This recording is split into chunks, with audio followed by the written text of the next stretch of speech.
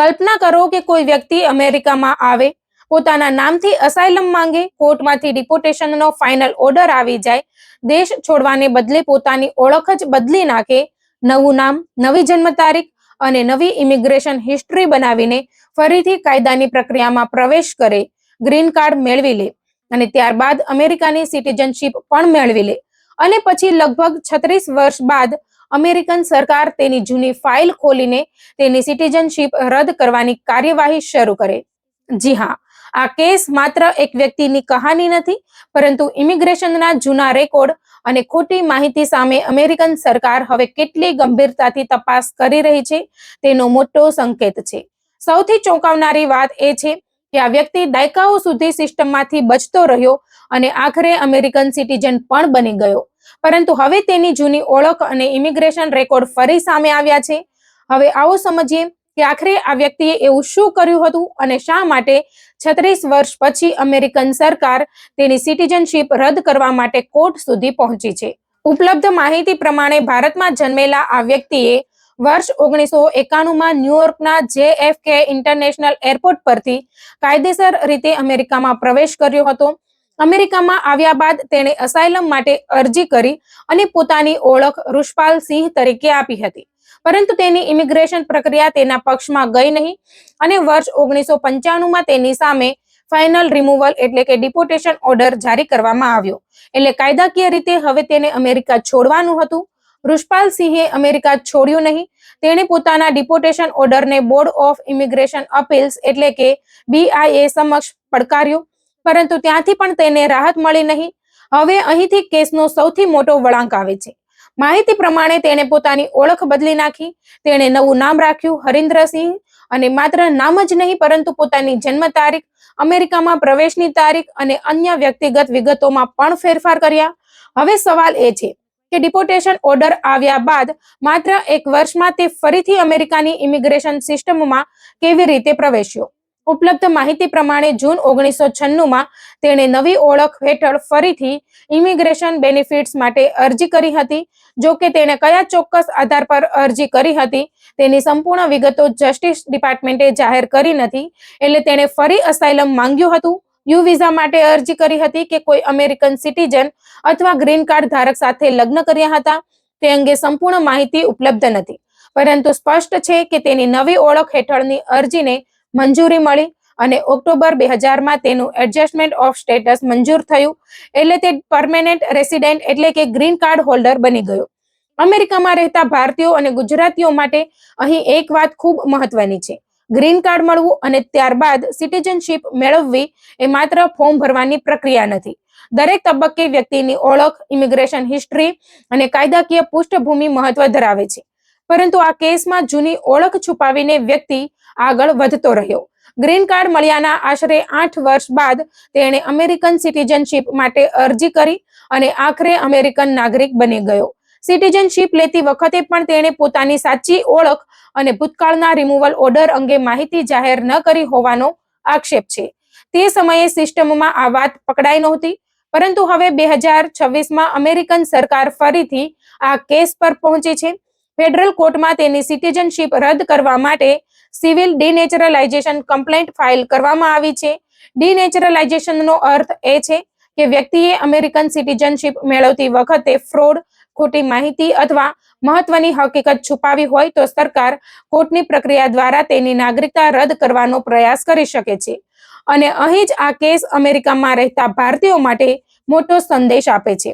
ઘણા લોકો માને છે કે એકવાર સિટીઝનશીપ મળી ગઈ એટલે જૂની ઇમિગ્રેશન ભૂલો ક્યારેય સામે નહીં આવે. પરંતુ આ કેસ બતાવે છે કે જો નાગરિકત્વ ખોટી માહિતી અથવા છેતરપિંડીના આધારે મેળવાયું હોવાનું સરકાર સાબિત કરવાનો પ્રયાસ કરે તો દાયકાઓ જૂના રેકોર્ડ પણ તપાસના દાયરામાં આવી શકે છે. માહિતી પ્રમાણે 20 જાન્યુઆરી 2025થી ટ્રમ્પ વહીવટી તંત્ર હેઠળ આશરે 123 લોકો સામે સિટીઝનશીપ રદ કરવાની કાર્યવાહી શરૂ કરવામાં આવી છે અને તેમાં આશરે 10 ભારતીય મૂળના લોકોનો પણ સમાવેશ થાય છે. ખાસ કરીને ભારતીય સમુદાય માટે આ વાત એટલા માટે મહત્વપૂર્ણ છે કારણ કે ઘણા લોકો વર્ષો પહેલા અમેરિકા આવ્યા હતા, પછી ગ્રીન કાર્ડ મેળવ્યું અને ત્યારબાદ સિટીઝન બન્યા. જૂના સમયમાં ઇમિગ્રેશન રેકોર્ડ અને ફિંગરપ્રિન્ટ સિસ્ટમ આજની જેમ સંપૂર્ણ ડિજિટલ નહોતી. પરંતુ હવે ટેકનોલોજી બદલાઈ ગઈ છે. જૂના ફિંગરપ્રિન્ટ રેકોર્ડ્સને ડિજિટાઇઝ કરવામાં આવી રહ્યા છે અને અલગ અલગ ઇમિગ્રેશન રેકોર્ડને જોડીને તપાસ કરવાની ક્ષમતા વધી રહી છે. એટલે જે વ્યક્તિએ વર્ષો પહેલા નામ કે ઓળખ બદલીને સિસ્ટમમાંથી બચવાનો પ્રયાસ કર્યો હોય તેના માટે હવે જૂના રેકોર્ડ ફરી સામે આવવાની શક્યતા વધી શકે છે. હવે N400 ફોર્મની વાત પણ સમજવી જરૂરી છે. અમેરિકન સિટીઝનશીપ માટે N400 ફોર્મ ભરવામાં આવે છે અને તેમાં વ્યક્તિના જીવન અને ઇમિગ્રેશન હિસ્ટ્રી અંગે અનેક મહત્વપૂર્ણ પ્રશ્નો પૂછવામાં આવે છે.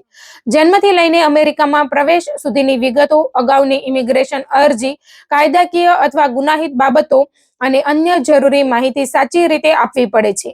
જો કોઈ વ્યક્તિ જાણી જોઈને મહત્વની હકીકત છુપાવે અથવા ખોટી માહિતી આપે અને તેના આધારે સિટીઝનશીપ મેળવે તો ભવિષ્યમાં તેની સામે કાયદાકીય કાર્યવાહી થઈ શકે છે. જો કોઈ વ્યક્તિએ ભૂતકાળમાં કોઈ ગેરકાયદેસર કામ કર્યું હોય પરંતુ પોલીસ કેસ ન થયો હોય અથવા કોર્ટમાં કાર્યવાહી ન થઈ હોય તો તેનો અર્થ એ નથી કે તે માહિતી હંમેશા છુપાવી શકાય. N400 જેવી પ્રક્રિયામાં પૂછાયેલી માહિતીનો જવાબ સાચી રીતે આપવો અત્યંત મહત્વપૂર્ણ છે. એટલે અમેરિકામાં રહેતા ભારતીયો અને ગુજરાતીઓ, જો તમે વર્ષો પહેલા ઇમિગ્રેશન પ્રક્રિયામાં કોઈ ભૂલ કરી હોય, કોઈ નામની સ્પેલિંગમાં તફાવત હોય, જન્મ તારીખમાં ગડબડ હોય, જૂના પાસપોર્ટમાં અલગ વિગતો હોય અથવા અગાઉની કોઈ ઇમિગ્રેશન અરજીમાં અલગ માહિતી આપવામાં આવી હોય તો તેને સામાન્ય બાબત સમજીને અવગણશો નહીં, કારણ કે આજે જે બાબત નાની લાગે છે તે ભવિષ્યમાં મોટી કાયદાકીય સમસ્યા બની શકે છે. ખાસ કરીને જો તમે હવે સિટીઝન છો અથવા સિટીઝનશીપ માટે અરજી કરવાની તૈયારી કરી રહ્યા છો તો તમારી જૂની ઇમિગ્રેશન ફાઇલ એક વખત નિષ્ણાંત ઇમિગ્રેશન એટર્ની પાસે તપાસવી સમજદારી ભર્યું પગલું બની શકે છે. અને આ સમગ્ર કેસનો સૌથી મોટો મુદ્દો યાદ રાખો, અમેરિકન સિટીઝનશીપ ખોટી માહિતી અથવા મહત્વની હકીકત છુપાવીને મેળવાઈ હોવાનું સરકાર કોર્ટમાં સાબિત કરી શકે તો દાયકાઓ બાદ પણ ડિનેચરલાઇઝેશનની કાર્યવાહી થઈ શકે છે. 36 વર્ષ જૂની ઓળખ ફરી સામે આવવાનો આ કેસ બતાવે છે કે અમેરિકન ઇમિગ્રેશન સિસ્ટમમાં જૂના રેકોર્ડ આજે પણ મહત્વ ધરાવે છે. તેથી જો તમે અમેરિકામાં રહો છો, તમારા માતા પિતા વર્ષો પહેલા અમેરિકા આવ્યા હોય અથવા પરિવારના કોઈ સભ્યએ જૂની ઇમિગ્રેશન પ્રક્રિયા અલગ નામ કે અલગ દસ્તાવેજો સાથે પૂર્ણ કરી હોય તો એક વાત ચોક્કસ યાદ રાખજો, જૂની ફાઇલ એટલે ભૂલી ગયેલી ફાઇલ એવું માનવું હવે જોખમી બની શકે છે. આજના ડિજિટલ યુગમાં જૂના રેકોર્ડ, બાયોમેટ્રિક્સ અને ઇમિગ્રેશન હિસ્ટ્રીને ફરીથી જોડીને તપાસવાની ક્ષમતા પહેલા કરતાં ઘણી વધારે છે. એટલે અમેરિકામાં રહેતા ભારતીયો અને ખાસ કરીને ગુજરાતી ભાઈઓ બહેનો માટે આ કેસની સૌથી મોટી શીખ એ છે કે ઇમિગ્રેશન સંબંધિત દરેક માહિતી સાચી રાખો, જૂના દસ્તાવેજો સાચવીને રાખો અને કોઈ પણ કાયદાકીય અથવા ઇમિગ્રેશન સમસ્યા હોય તો અધૂરી સલાહના આધારે નિર્ણય ન લો, કારણ કે આ કેસમાં વ્યક્તિને સિટીઝન બન્યા પછી દાયકાઓ બાદ કાયદાકીય તપાસનો સામનો કરવો પડી રહ્યો છે. હવે સવાલ માત્ર સિટીઝનશીપનો નથી, પરંતુ જો ડિનેચરલાઇઝેશનની કાર્યવાહી સફળ થાય તો તેની ઇમિગ્રેશન સ્થિતિ અને અમેરિકામાં રહેવાના અધિકાર પર પણ ગંભીર અસર પડી શકે છે. એટલે અમેરિકામાં રહેતા ભારતીયો અને ખાસ કરીને ગુજરાતી ભાઈઓ બહેનો, જો તમારી ઇમિગ્રેશન હિસ્ટ્રી સંપૂર્ણપણે ક્લીન છે તો ગભરાવાની જરૂર નથી. પરંતુ જો ભૂતકાળમાં કોઈ ખોટી માહિતી, ઓળખ સંબંધિત ગડબડ અથવા મહત્વની હકીકત છુપાવવામાં આવી હોય તો તેને હળવાશથી ન લો, કારણ કે અમેરિકામાં હવે માત્ર આજના દસ્તાવેજો જ નહીં પરંતુ વર્ષો જૂની ઓળખ પણ તપાસના કેન્દ્રમાં આવી શકે છે. અને 36 વર્ષ જૂનો આ કેસ તેનું મોટું ઉદાહરણ બનીને સામે આવ્યો છે.